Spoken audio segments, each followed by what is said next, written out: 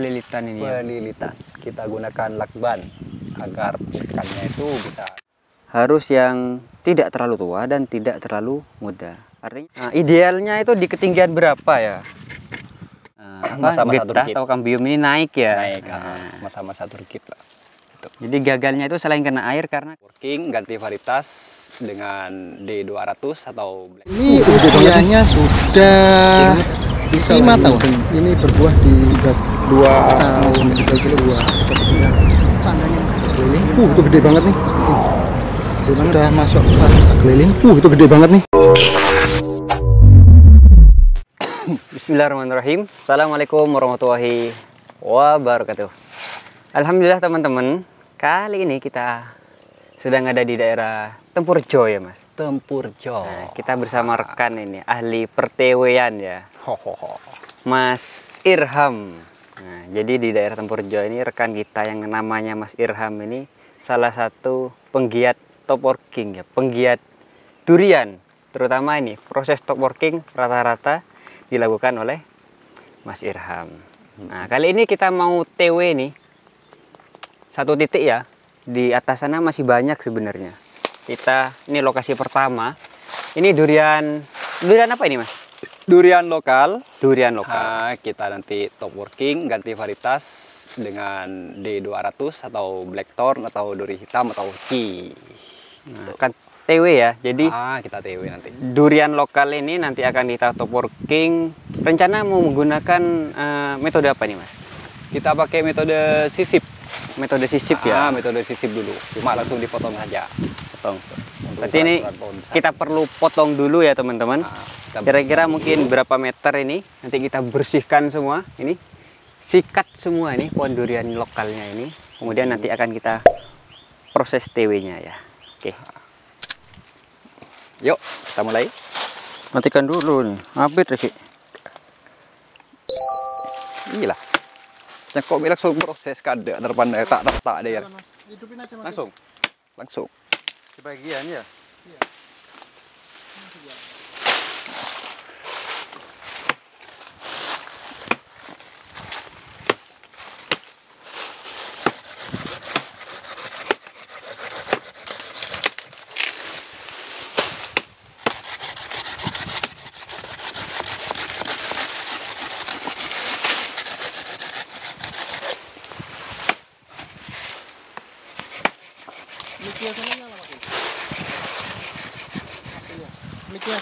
Nyala. Nyala.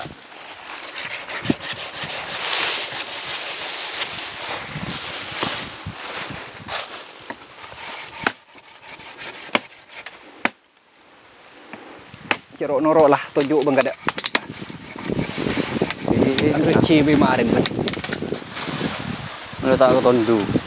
Rekan kita satu lagi datang.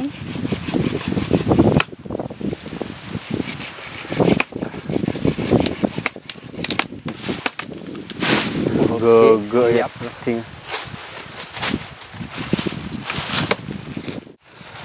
Belum, kita lakukan perapian dulu. Perapian dulu. Aduh. Lecen.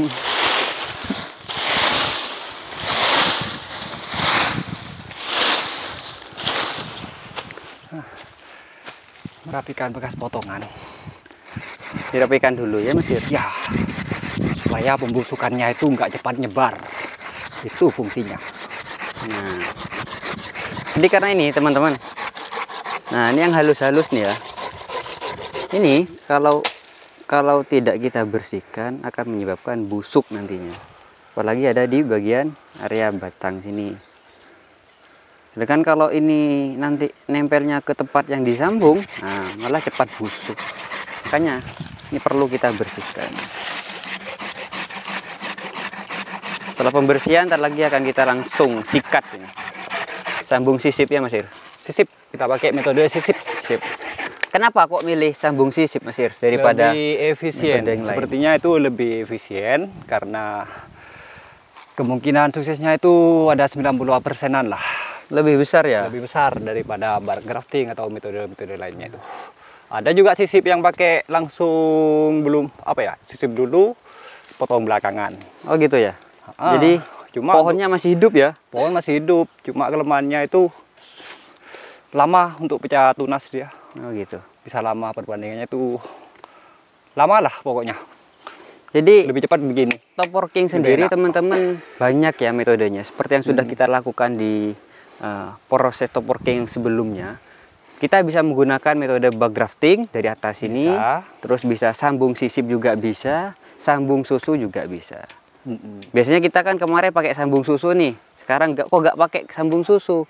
Karena ini jauh dari bawah, Efisiensinya yang kita efisiensi. perhitungkan. Jadi untuk pemilihan metode top working yang akan kita lakukan menyesuaikan ya Mas ya. Ya, menyesuaikan dengan kondisi lingkungan, juga kemampuan yang punya pohon. Nah, itu. Kalau kita di lahan seperti ini pakai metode sambung susu, yang mau nyiram siapa? Jadi susah nyiramnya teman-teman. Karena posisi ini di atas bukit ya. Bukan bukit, pegunungan bos. Gunung ya. Jangan bukit lah, pegunungan. Oke, so. Jadi metode yang lebih efisien itu top working, Sambung selain sisip. sambung susu lah kalau untuk kawasan sini. Itu jauh lebih efisien. Oke. Meskipun sambung susu itu kemungkinan suksesnya lebih tinggi, cuma ya itu tadi, jalan ke sini aja belum nyusu udah hancur dulu bibitnya itu nanti. Oke. Sudah? Sebelum? Siap. Tak bisa sekali pedang yuk. Iya, sewaktu bersenso wateng dere kok, yas. Kamu lesen sokin nih loh. Tuh, untuk proses top workingnya seperti biasa. Sau ya. Ban, pisau, silet, Alatnya. terus plastik wrapping. Oke. Kita alat perapian dulu. Masih belum bersih ya. Belum. Ini rawan membusukkan ini. Soalnya modelnya nanti nyerap air ini kan. Kalau nggak dirapikan itu. Soalnya berbulu ini. Rawan busuk. Iya. Nah, sebagian teman-teman nih ada yang tanya, Mas Ir, untuk tanaman durian, nah, idealnya itu di ketinggian berapa ya? Apakah mempengaruhi terhadap produktivitas, bahkan sampai dengan kualitas durian itu sendiri? Kira-kira Ya, kalau di sini kalau masuk dataran untuk- tinggi ya? Termasuk dataran tinggi. Dataran tinggi ya? Untuk jenis-jenis premium kalau saya sendiri masih belum tahu itu yang perlu ketinggian berapa itu maksimalnya lah. Cuma kalau untuk lokal di atas 1000 meter itu untuk kawasan Bondowoso itu masih bagus-bagus buahnya itu. Masih bagus ya. Masih bagus-bagus. Cuma untuk jenis premium sendiri masih belum tahu. Karena kalau di daerah sini meskipun pegunungan rendah di sini ini paling tinggi paling cuma 500 itu kalau udah ke puncak itu MDPL-nya. Berarti daerah sini sekitar Lembah. 300-an ya? Iya, sekitar 300. Posisi Untuk- kita ini sekitar itu udah. Dur hitam, musang king, Itu masih bagus. ya sekitaran 300 mdpl ya teman-teman. 300 dBl masih bagus. Malah untuk jenis-jenis montong itu MDPL dekat-dekat laut itu juga rendah lah istilahnya. Itu masih bagus juga. Masih adaptif ya? Masih. Kalau nggak percaya main aja ke Bandialet. Itu dari bibir pantai paling cuma setengah kiloan itu. Nah, untuk dataran rendah, Rendah itu sudah nah, kan. pengalaman bibir kita pantai. ya, bawor terus montong lebih adaptif ya ketimbang musangking dan dur hitam.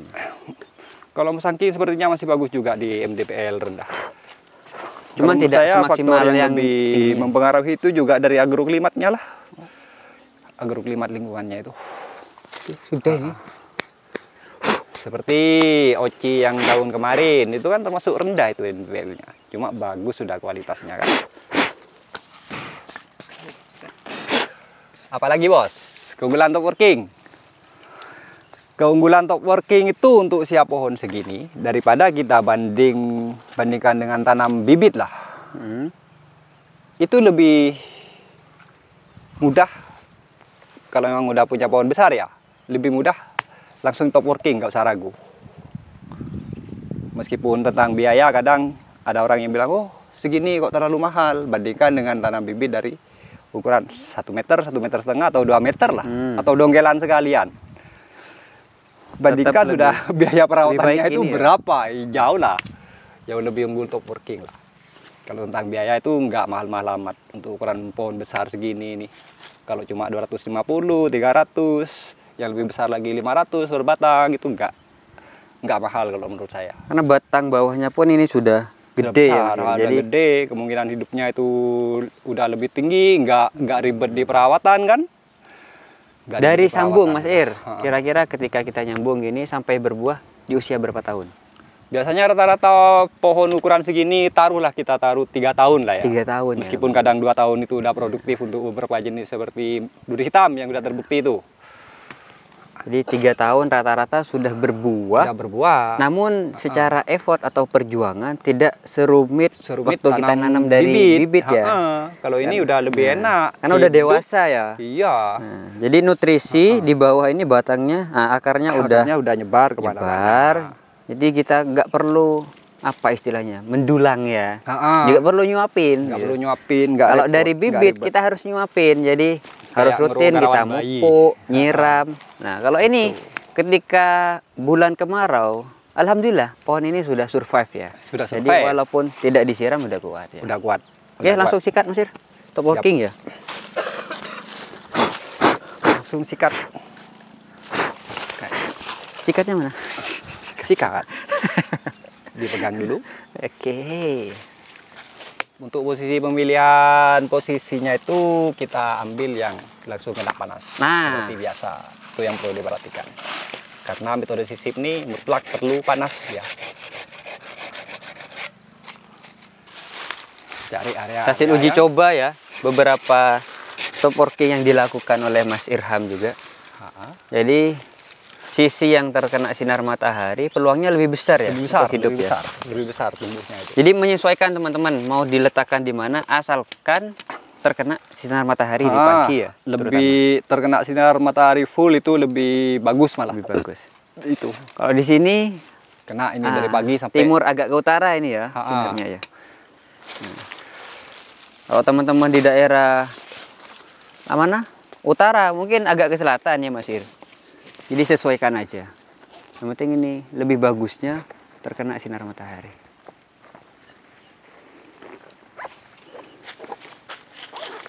Ini langkah pertama ini teman-teman. Atau langkah selanjutnya ya setelah ditebang. Nah nanti kita kelupas dulu bagian sini sebelum kita tempel entresnya. Oke, Mas Ir masih ngambil pisau andalannya. siapkan Tuh. jalur. Siapkan jalur dulu tempat untuk meletakkan entresnya ya Mas Ir. Rencana mau dikasih berapa entres Mas Ir? Ya kita lihat nampak ya. Lihat posisi untuk memperkecil kegagalan kan atau meningkatkan peluang sukses.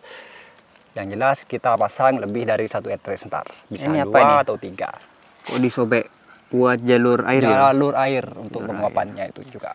Jalur air. Dibuatkan jalur air di sisi kanan dan kirinya ya teman-teman.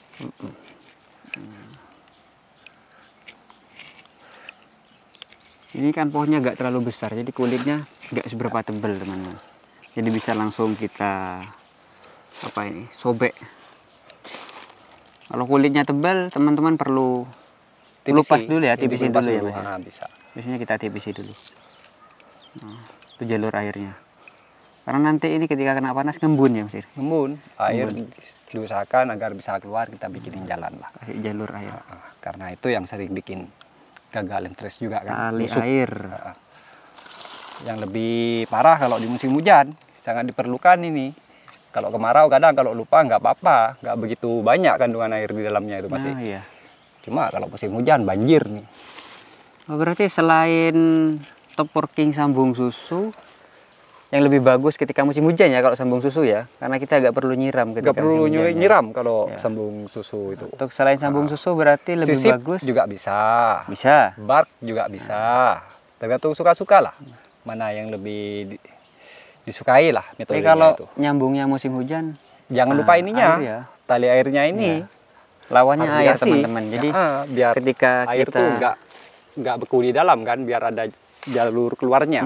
ketika sambung musim hujan, air ya. Jadi musuhnya air, gampang busuk ke entres. Nah, ini kan jalurnya ada sekarang udah musim Kemarau. awal kemarau.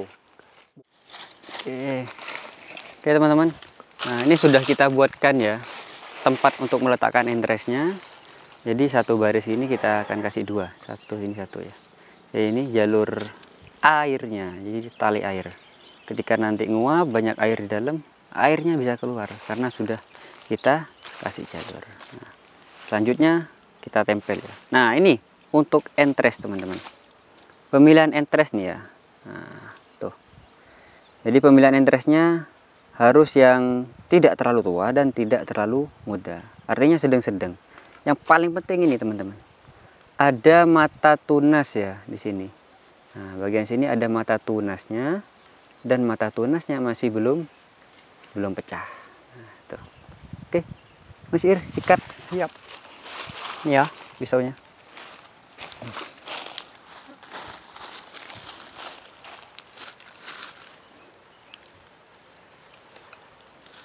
Plastik wrap.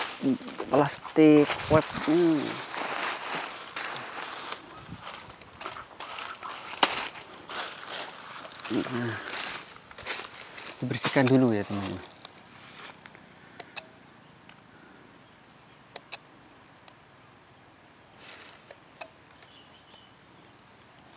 Oke, Perlu dibersihkan. bersihkan. Sisa-sisa tangkai itu yang agak panjang kita pendekkan lah. Biar gak ganggu ya. Iya, biar nggak ganggu nanti. Berarti satu entres nih banyak mata tunasnya ya. Bebas ya, kalau jumlahnya bebas ya. Bebas, Satu, sesuai keinginan. Mau dipasang semua oke, Dipotong dibagi lagi. dua oke gitu. Atau diambil satu mata tunas itu oke, cuma jangan. Antisipasi. Janganlah, kasih dua lah minimal gitu untuk jaga-jaga. Minimal ada dua mata tunas mata di tunas. setiap Di entres. setiap entres. Oke.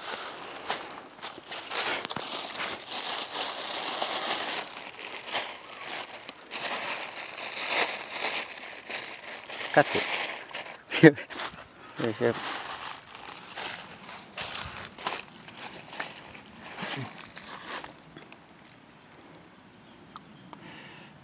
Berikutnya kita iris entres dulu ya. Gimana Mas Ir? Cara ngiris entresnya. Nah, ini bagi dua dulu ya. Bagi dua. Bagi dua. Ini juga. Bagi Kita dua. bagi dua. Nantilah ini kalau udah garap yang sebelah. Oke. Cara pengirisan entres yang benar. Nah, coba fokuskan kameranya. Nomor satu yang diperlukan adalah Nih, silet ya. benda yang benar-benar tajam seperti silet atau pisau kan, dan juga harus bersih. Gitu. Pengirisannya harus betul-betul presisi. Diusahakan sepresisi mungkin.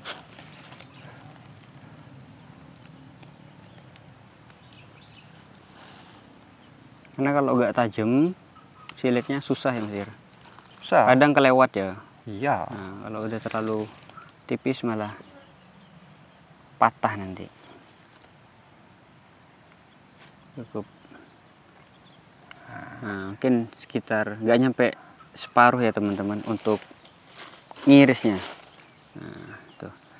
Jadi sisi yang mau ditempel lebih banyak Daripada yang ini. Ini opsional aja sebenarnya yang di belakang ini. Dikasih nggak apa-apa, nggak dikasih nggak apa-apa. lihatkan dulu. Nah. Nah, ini teman-teman. Ini bagian yang mau ditempel ya. Nah, bagian belakangnya ini. Jadi lebih banyak yang ini. Yuk. Siap. Oke. Dan proses ini harus cepet ya Mas Ir.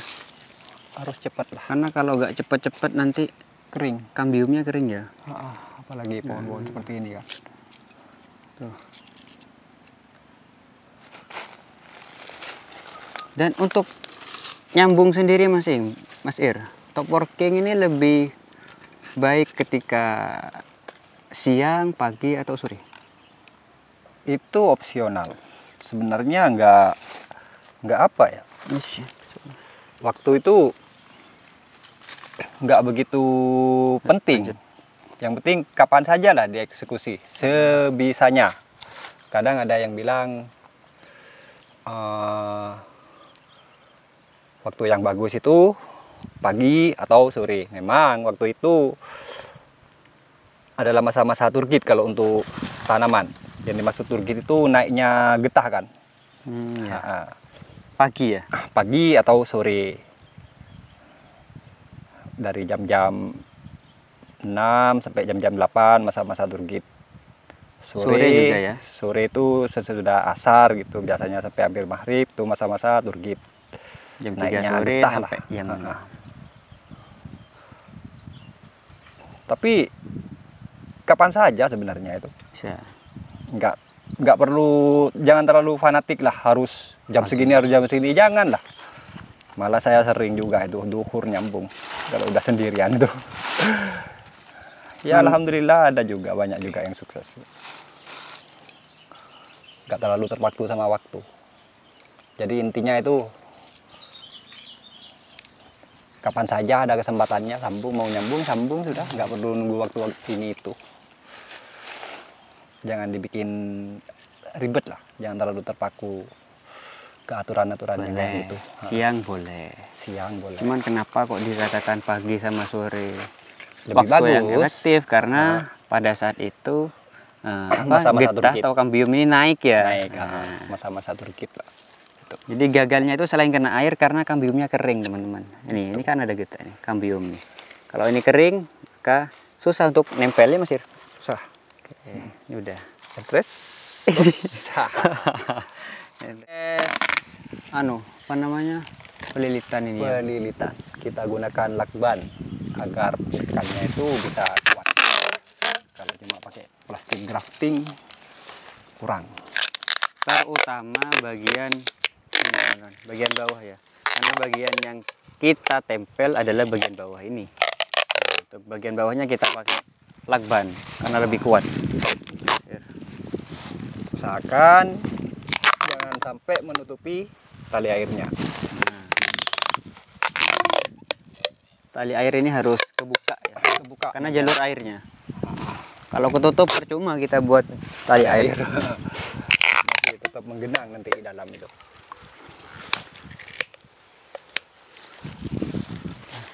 Bagian. Nah, sekarang pakai plastik. Selanjutnya Wrap ya. kita pakai plastik wrap. Nah, untuk bagian bawah dan atas nanti kita pakai solasi ya Mas Ir. Nah, sedangkan bagian yang ada entresnya teman-teman, kita menggunakan plastik wrapping. Karena tipis ya. Jadi mata tunas bisa tembus ya Mas Ir. Masih bisa. Kita rangkap dua. Rangkap dua cukup. 2 kali putaran cukup teman-teman. Oke. Nggak perlu banyak-banyak. Yang penting air tidak masuk ya. Oke. Selanjutnya Terakhir. kita kasih penguat lagi. Nah, dari sambungan ini sampai usia berapa hari atau berapa pekan bisa dinyatakan hidup Mas Ir? Seperti umumnya biasanya 21 hari. Oh, 21 harian itu sudah. Kalau hidup ya hidup, kalau gagal ya gagal. Karena di usia 21 hari itu biasanya sudah mulai pecah tunas. Jadi 21 hari teman-teman atau 3 pekan sudah bisa kita lihat ya. Apakah sambungan ini sudah berhasil atau tidak. Nah, dari sambungan berhasil setidaknya 3 tahun ya paling sedikit. 3 tahun lah. Kita Nah, taruh lah 3 tahun. Target. Meskipun untuk beberapa varietas itu usia 2 tahun itu sudah mulai produktif. Tergantung besaran batang pohon yang di TW juga. Tapi untuk diameter segini, insya Allah 2 tahun udah mulai belajar. Insya Allah mudah-mudahan 2 tahun ke depan setelah hari ini tanggal berapa nih? Juli ya? Tanggal 20 Juli. Mungkin nanti kita cek lagi sekitar tanggal 15 Juli ya. 3 pekan lagi kita cek ini pantau. Apakah sudah berhasil atau tidak. Mudah-mudahan 2 atau 3 tahun kemudian berbuah ya teman-teman. Amin. Duri hitam ya. Blackthorn atau D200.